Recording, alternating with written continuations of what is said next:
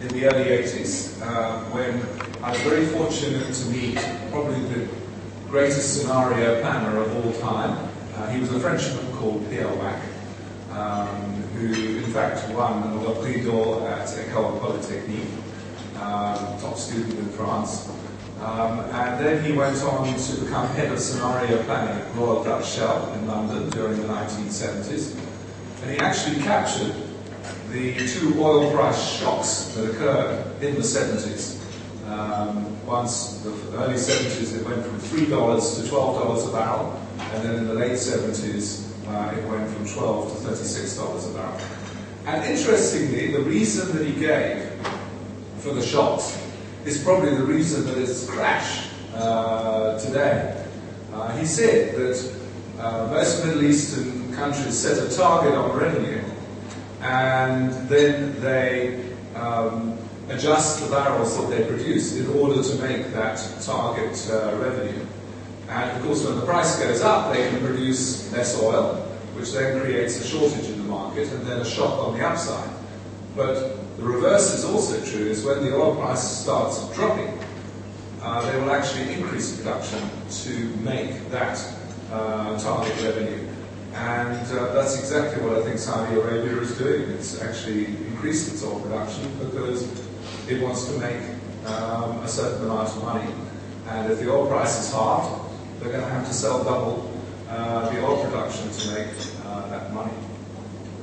Anyway, Pierre made his name in London, and we, as the largest mining group in the world, Anglo-American at the time, decided that we needed to use his skills inside our company when he retired from Shell in the early 1980s. And so we invited him to Johannesburg. He gave us an absolutely brilliant presentation on scenario planning and showed that the future is pretty unpredictable. And the only way you can capture fairly unusual futures is to write scenarios about them rather than trying to predict them. It was quite interesting. He had a look at the futurist. He had a sort of goatee beard. He had hooded eyes. He had a ponytail.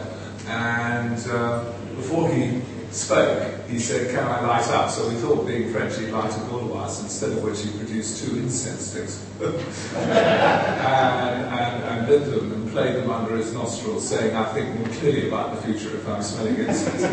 So anyway, he blew our executive away, and we had the privilege of having him as a consultant from about 1983 to 1993. He was also an associate professor at Harvard Business School at the same time.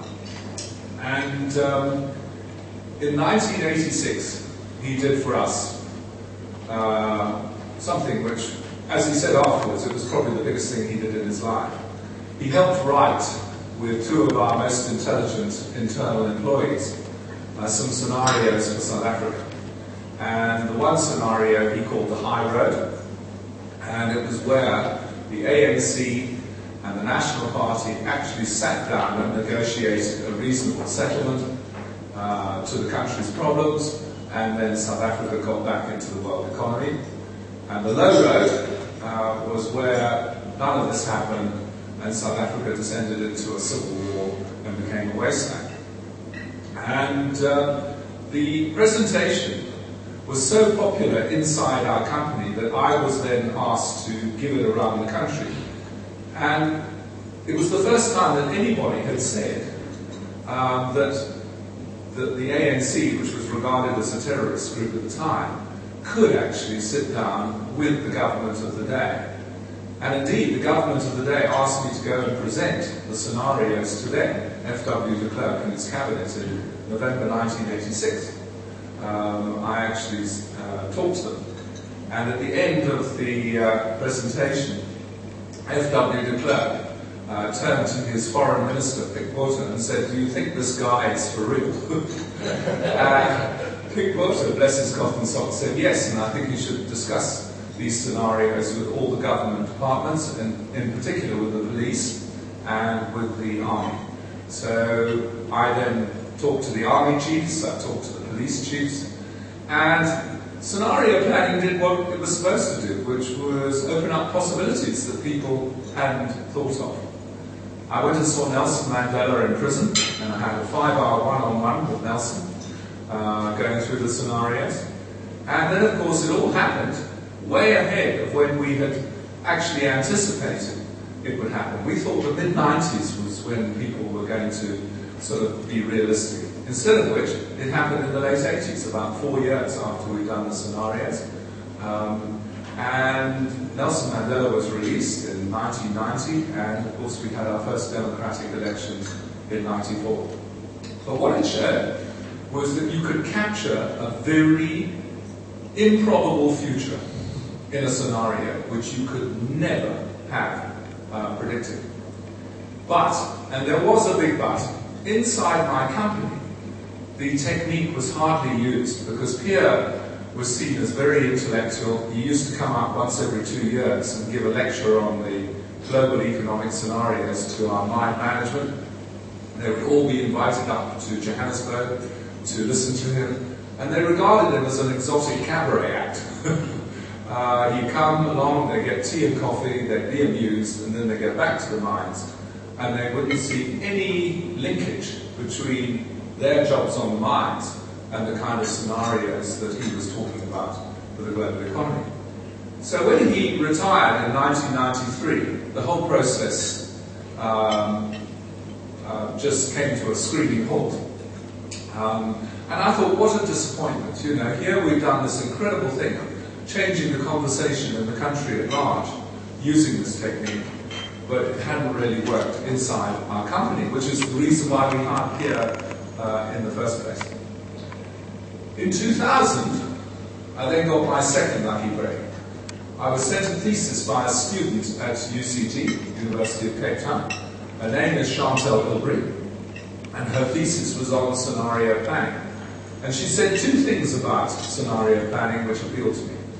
She said it was far too intellectual and abstract to appeal to ordinary business people, and that actually you had to go much more into the kind of flags which were indicating that the business was changing before you really talked of the scenarios. And the second thing she said was you can't just play scenarios. You've got to look at the probability and impact of a scenario, and you must decide what you're going to do by chasing the opportunities, countering the threats. In other words, you've got to do the whole chain. You can't just look at different scenarios for the future. That's daydreaming. So I said to her, let's write a book together. And it took us 5 months, and we published it in June 2001. And we called it The Mind of a Fox. Now, we chose that title because foxes are very different to dogs. Foxes have very bright eyes, and they have this ability to check out the environment around them all the time to see how it's changing. And secondly, they have the speed and agility to react to those changes.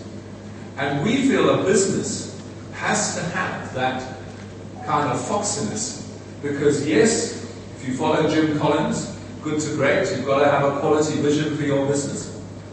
But then you've got to monitor the external environment to ensure that your vision is relevant for the kind of unpredictable changes that are taking place in the world around you that are beyond your control.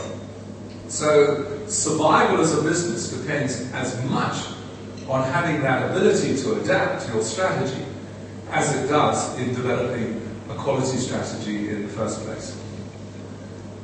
When we first published the book, it wasn't that successful because books on scenario planning tend not to be. But then something happened which turned it into an overnight hit, and it was the best-selling book of any title in South Africa in 2002. And in 2003 it was number 2 because Harry Potter was number 1. So what was the event that propelled it into the bestsellers? It was 9/11. Because what we did in the book to try and show how powerful the technique could be was publish a letter to George Bush when he first became President of the United States, in which we said that part of his legacy as President would be that he developed fox-like qualities. He looked at the external environment He looked at how it was changing, and then he decided, how he would respond to it quicker than other people. And we nominated as his #1 change or threat a massive terrorist strike on an American city, which would completely turn his presidency upside down and possibly lead America into a gilded cage where it shut itself off from the rest of the world. And it happened 3 months after we published the book. And when the Americans did the literature search, they found that ours was the only book published anywhere in the world in 2001 that in a specific letter to the president said, that is your biggest threat. Obviously there were some novels written of terrorist strikes on New York, but this was a formal letter saying, this is your biggest threat. Thank heavens we didn't get it right. We didn't have planes flying into buildings. If we had, I wouldn't be here in Mauritius. I'd probably be in Cuba. We talked of nuclear terrorism in the letter. We talked of somebody planting a nuclear device in an American city. And that makes a very important point that Pierre always said, you will never capture the future precisely. You will never do that. You've got to have inside knowledge to get the day of the event, the type of the event. But what you can achieve is the idea of an event. As Pierre used to say, it's much better to be vaguely right than precisely wrong.